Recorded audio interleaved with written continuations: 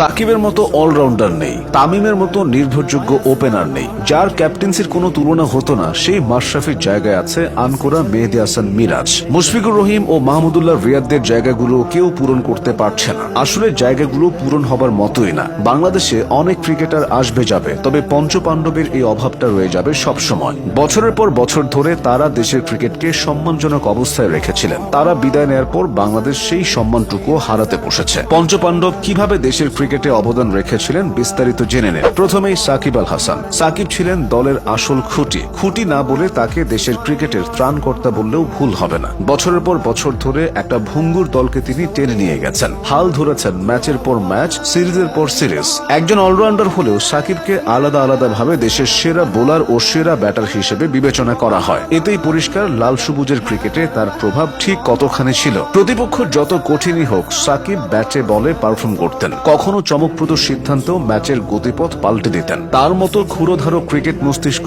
বাংলাদেশে নেই বললেই চলে। এমনি তো আর সাকিব বিশ্বসেরা অলরাউন্ডার হন।